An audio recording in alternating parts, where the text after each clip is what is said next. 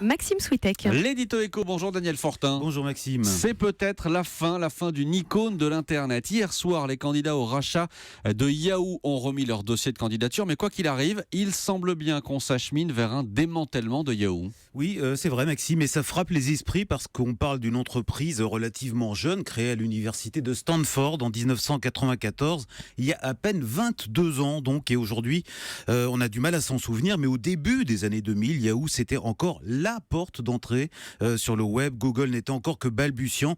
Eh bien, 22 ans après, c'est fini ou presque. Yahoo a été marginalisé par son grand concurrent. Et c'est une preuve de plus que dans la high-tech, Maxime, plus que dans la vieille industrie, la durée de vie des entreprises peut être très courte. Et comment vous expliquez cette dégringolade ? Alors, c'est un mélange de concurrence et de mauvais choix stratégiques.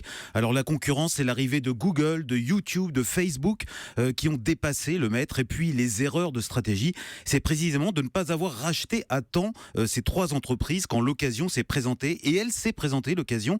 À l'époque, les banques d'affaires avaient posé les trois dossiers sur la table des dirigeants de Yahoo, mais ils ont décliné. Erreur fatale, car aujourd'hui, ce qui faisait la force de Yahoo, c'est-à-dire son moteur de recherche, ne vaut quasiment plus rien, même s'il attire pourtant encore près d'1 milliard d'utilisateurs par mois dans le monde. Alors, ce qui fait encore sa valeur aujourd'hui, ce sont surtout deux participations très lucratives, l'une de 15% dans le géant chinois de l'Internet Alibaba, valorisé 30 milliards de dollars, et l'autre de 45% dans sa filiale Yahoo Japan, qui elle fait encore de gros profits. Et qui peut encore s'intéresser à Yahoo ? Alors parmi les offres déposées cette nuit, la plus sérieuse semble celle de l'américain Verizon, qui détient entre autres un moteur de recherche lui aussi un peu passé de mode. Il s'agit d'AOL.